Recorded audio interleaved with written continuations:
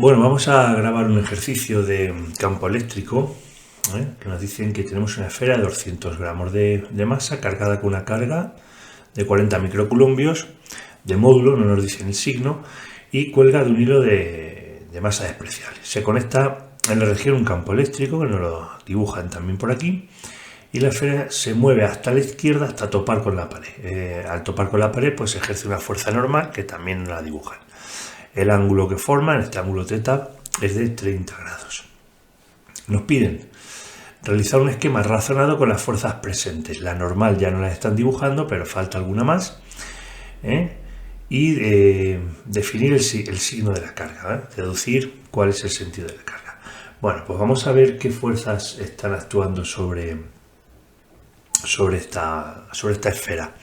Bueno, en principio nos están dando la masa, por lo tanto está colgando de un hilo. Vamos a tener una fuerza que es siempre va a estar presente, ¿verdad? Que es el peso, ¿verdad? Ese es el peso. Al estar colgando del hilo vamos a tener una fuerza que es la tensión. La normal, que ya no la dibujan, pero hay otra fuerza más debido a este campo eléctrico y que esto es una esfera cargada, ¿no? Entonces se ve claramente si la esfera estaría colgando de manera vertical, pero al estar hacia la izquierda es porque ahí existe una fuerza eléctrica que está tirando de la bolita hacia la izquierda, ¿verdad? Entonces vamos a llamar a esa fuerza eléctrica. A esta hemos dicho que es el peso y esto que es la tensión, ¿vale? Bueno, efectos prácticos, ahora para la hora de resolver el problema, ahora después, esa tensión la vamos a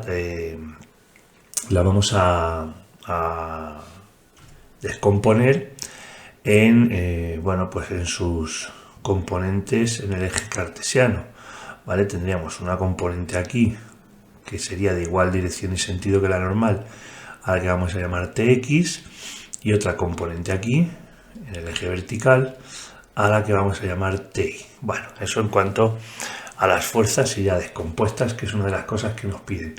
El signo de la carga, bueno, pues como la bola se va, la esfera se va a desplazar hacia la izquierda, es decir, en contra del sentido del campo eléctrico, eso hace que sea una carga negativa. Debe ser carga negativa para que vaya o se dirija, la fuerza que se genera se dirija hacia, en contra del sentido del campo que está generando esa fuerza, ¿verdad? Bueno, pues ese sería el apartado A. No hay que hacer ningún cálculo de momento y ahora ya nos ponemos lo siguiente. Dice que escribamos las ecuaciones de la estática, el equilibrio estático en el que se encuentra esta bolita, para este problema y obtener el valor de la tensión y la reacción normal de la pared que la vamos a tener con esas ecuaciones que vamos a escribir. Bueno, pues vamos con ello. En principio, como tenemos los dos ejes, el eje vertical, el eje horizontal, vamos a escribir, por ejemplo, si miramos las fuerzas que tenemos en el eje vertical, al estar en equilibrio, se tienen que igualar las fuerzas hacia un sentido y hacia otro, porque la aceleración es cero, ¿verdad? El sumatorio de fuerzas sería la masa por la aceleración, pero al no haber aceleración, las fuerzas en un sentido y en otro se igualan.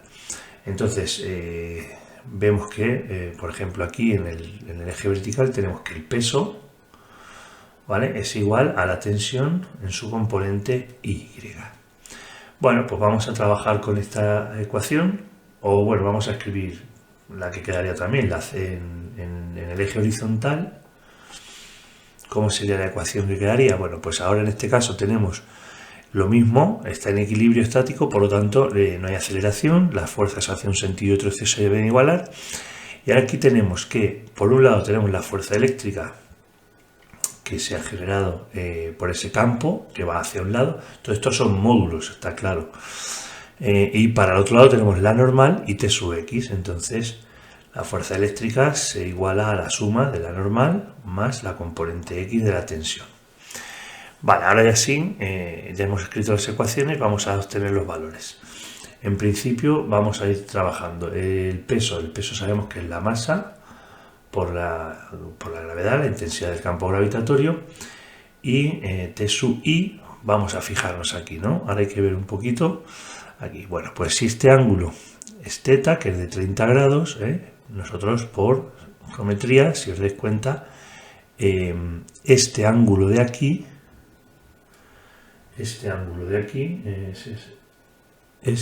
a ver si lo dibujo ahí, ese también va a ser teta, ¿vale? Por lo tanto, esos son 30 grados. Entonces, nosotros podemos descomponer aquí que t sub x es igual a t por el coseno del ángulo, ¿vale? Si os dais cuenta aquí, el coseno del ángulo sería el cateto contiguo entre la hipotenusa. El cateto contiguo se corresponde con t sub x y la hipotenusa con t. Si lo despejamos, nos queda eso así, t sub x igual a t por el coseno. Y luego t sub i, que se correspondería en este hipotético triángulo rectángulo, se correspondería con ese cateto opuesto, ¿vale? Sería el seno, ¿verdad? Entonces el seno de ese ángulo sería ese t sub i partido de t, o lo que es lo mismo, t sub i sería igual a t por el seno de teta, ¿verdad? Entonces, si ahora nosotros metemos ese valor aquí en t sub i, pues ponemos que es t por el seno del ángulo. Y ahora, si nos damos cuenta, tenemos la masa, la gravedad nos la dan, aunque no nos la dieran, podemos utilizarla. Como 9,8 es un dato que podemos usar de memoria, que debemos usar de memoria. Y el seno del ángulo, el ángulo lo tenemos. Por lo tanto, esa tensión va a venir dada por m por g partido del seno del ángulo. Tenemos la precaución de la masa, ponerla en kilogramos, es decir, 0,2 kilogramos por 9,8 metros segundo al cuadrado, dividido del seno de 30 grados, ¿verdad? Esa tensión que está soportando la cuerda es de 3,92 newtons. 3,92 newtons. Bueno, una vez que ya tenemos ese valor, vamos a ir trabajando con esta otra ecuación y veremos cómo sacamos la normal. La fuerza eléctrica, el módulo de la fuerza eléctrica, ¿cómo lo podemos calcular? Bueno, pues si tenemos el campo, que nos lo dan por aquí, ¿verdad? 2 por 10 a la 5 voltios partido metro, y tenemos la carga que era de 40 microcoulombios, bueno, pues la fuerza es igual a Q, la carga, por ese campo, el módulo, es igual a la normal más Tx, que ya hemos dicho que es T por el coseno de teta. Pues tenemos todo menos la normal, despejamos la normal y me queda Q por E, Q en este caso 40 microcoulombios, que es lo mismo que 4 por 10 a la menos 5 coulombios. Bueno, no lo pongo las unidades. 4 por 10 a la menos 5 coulombios por el campo, 2 por 10 a la 5 voltios metro, más, no, me sería menos, porque estamos pasando T por el coseno al otro lado, menos la tensión que le hemos calculado, 3,92 por el coseno de 30. Bueno, si hacemos todo eso con la calculadora, tenemos la normal de 4,6 newton.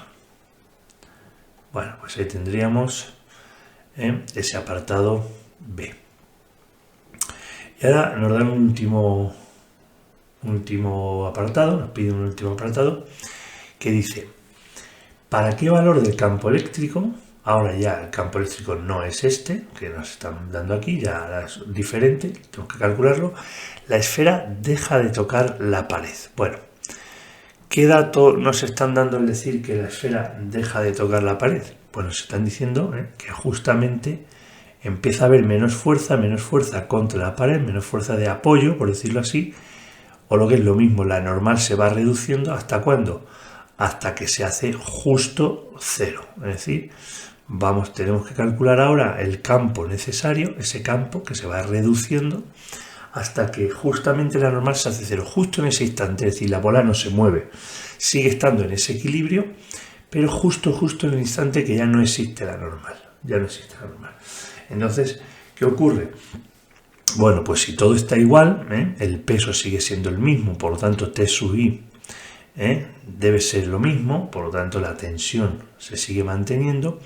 Lo que va a cambiar va a ser ya en esta ecuación. La ecuación, ahora, ¿qué va a ocurrir? Pues que la normal va a ser cero. Entonces, si yo escribo esta ecuación nuevamente, esa fuerza eléctrica igual a la normal más T sub x, Ahora esta normal ya desaparece porque es 0, justamente cuando deja de tocar.